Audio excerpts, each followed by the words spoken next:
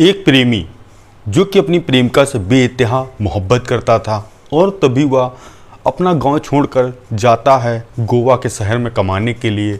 और उसकी प्रेमिका फ़ोन करती है, कहती है बहुत दिन हो गए हैं, मुझे तुमसे एक मुलाकात करनी है और तुम मेरे लिए समय निकाल कर मुझसे मिलने आओ।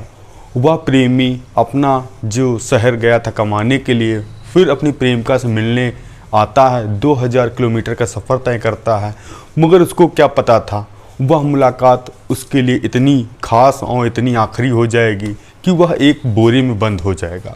आखिर हुआ भी कुछ ऐसा कि उस प्रेमी की लाश एक बोरे में मिली। आखिर ऐसा कैसे हुआ और किसने किया, और वह प्रेमी फिर अब दुनिया से अलविदा क्यों हो गया? बहुत सारे सवाल, बहुत सारे जवाब। जब इस कहानी का खुलासा हुआ तो मानो पैरों तले ज़मीन खसक गई पुलिस वालों को भी कि आखिर एक प्रेमी के साथ इतना बड़ा हादसा कैसे हो सकता है। आप भी जब यह कहानी सुनेंगे हैरान और परेशान जरूर हो जाएंगे। आप सभी लोगों का हमारे वीडियो में स्वागत है। मेरा नाम रवि है। मैं आशा उम्मीद करता हूं आप लोग बहुत अच्छे होंगे। अगर आप हमारे चैनल पर नए हो, सब्सक्राइब, बेल आइकन जरूर दबाएं, जैसा कि समाज में घट रही घटनाएं आप तक तुरंत पहुंचती रहें। आइए इस कहानी को विस्तार से जानते हैं और बताने की मैं कोशिश करता हूं।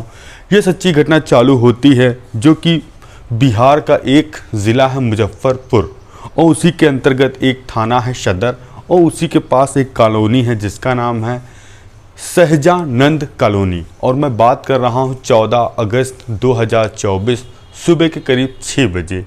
और उसी के पास एक प्लाट जो कि सड़क के किनारे था और उसी के अंदर एक बोरा पड़ा हुआ था, और वहीं पर 3-4 कुत्ते भौंक रहे थे। तभी जो गुजरने वाले युवक वहां अपनी गाड़ी रोकते हैं और देखने का प्रयास करते हैं कि क्या कोई जानवर ऐसा है जिसको देखकर 5-6 कुत्ते भौंक रहे हैं। तभी देखते हैं कि एक बोरा है और ऐसा लग रहा है कि उसके अंदर से खून टपक रहा है। अब वहाँ धीरे धीरे जो स्थानीय लोग थे वहाँ जमा हो जाते हैं और पता लगाने की कोशिश करते हैं इस बोरे में क्या है।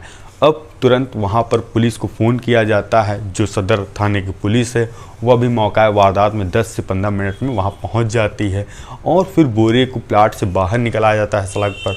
और उसको जैसे ही खोलते हैं वैसे ही पता लगता है उसके अंदर एक युवक की लाश है जो कि बहुत ही गंभीर हालत में ऐसा लग रहा है उसके ऊपर चाकुओं से हमला किया गया। अब सबसे अहम सवाल यह था कि आखिर यह युवक कहाँ का रहने वाला है और इसकी लाश इस तरह यहाँ पर आई कैसे। जवाब बहुत थे और सवाल कुछ भी वहाँ नहीं था कि आखिर यह युवक कहाँ का है। अब पूरे उसकी बॉडी से तलाशी ली जाती है, तब उसके मोबाइल फ़ोन उसके जेब से बरामद होता है और पुलिस वाले उस मोबाइल को खोलने का प्रयास करते हैं, खोल लेते हैं तो पता लगता है जो नंबर इसके मोबाइल में सेफ हैं क्यों ना उसको मिलाया जाए, इससे ये वेरीफाई हो जाए कि यह युवक कहाँ का रहने वाला है।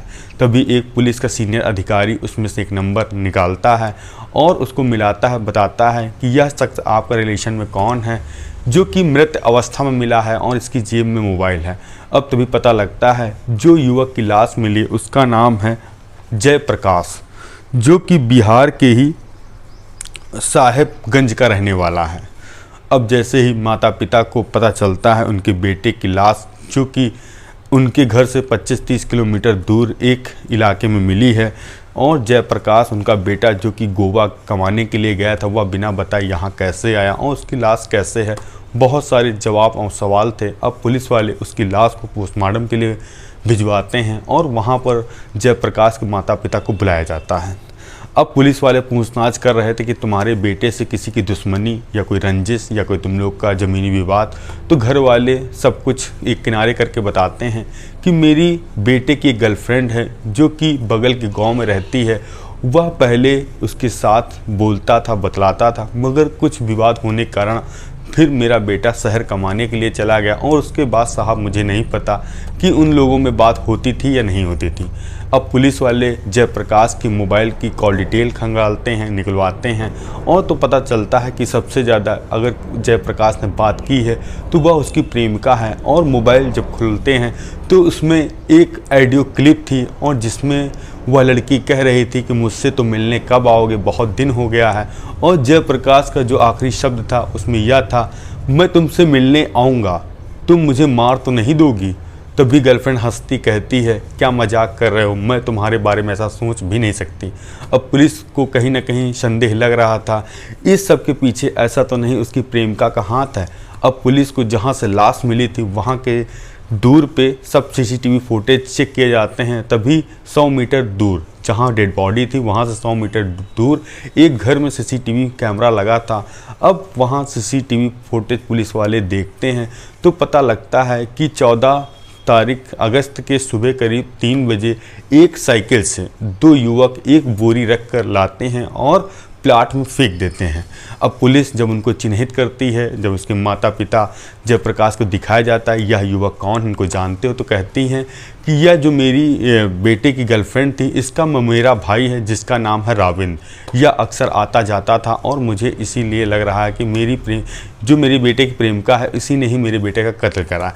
अब पुलिस तुरंत फ़ौरन जो कि राविंद जो कि देवरिया का रहने वाला था उसको हिरासत में लेते हैं और उससे पूछताछ करते हैं, तुमने जयप्रकाश का कत्ल क्यों किया है।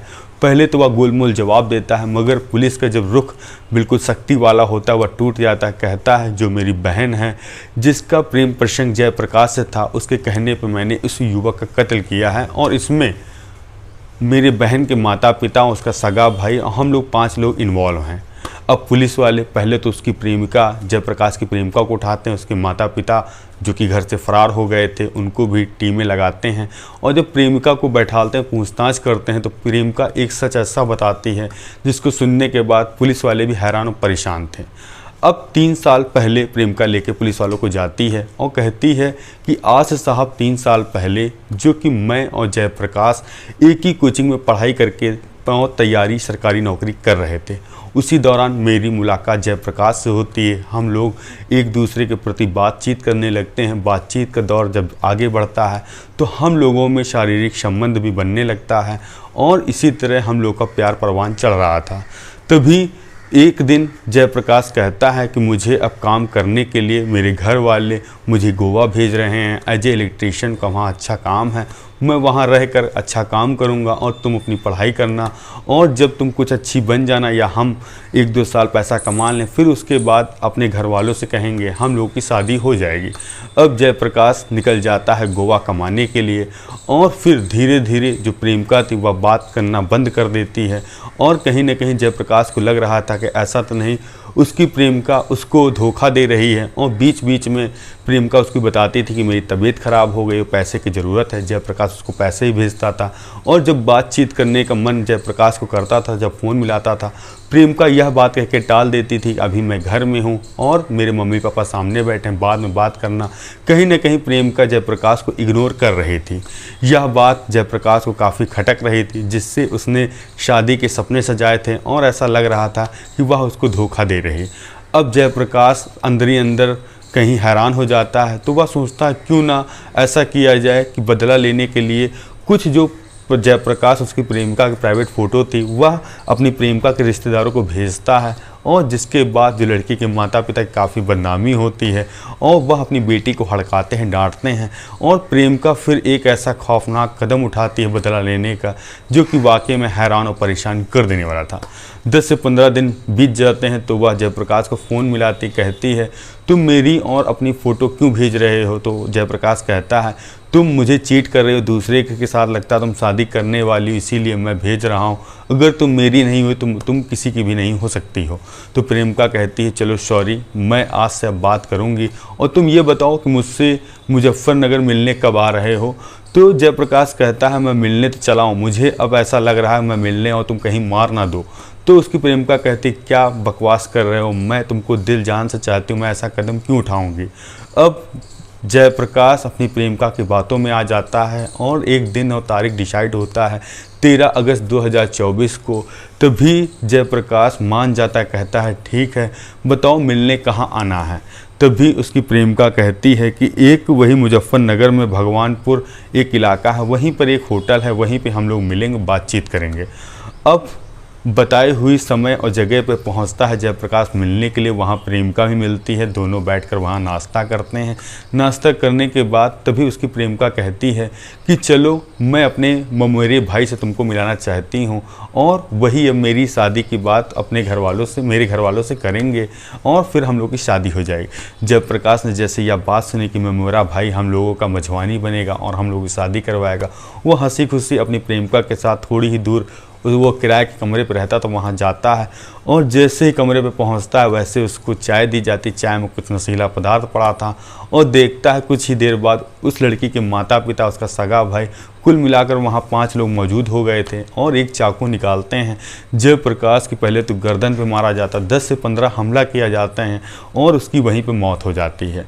और जो उसका फ़ोन था, फ़ोन इसलिए वो लोग अपने पास नहीं ले गए, उन्होंने सोचा फ़ोन अगर ले जाएंगे पुलिस वाले सर्विलांस पर लगाएंगे तो हम लोग पकड़े जा सकते हैं, इसीलिए उन्होंने फ़ोन को भी उसी की जेब में छोड़ दिया।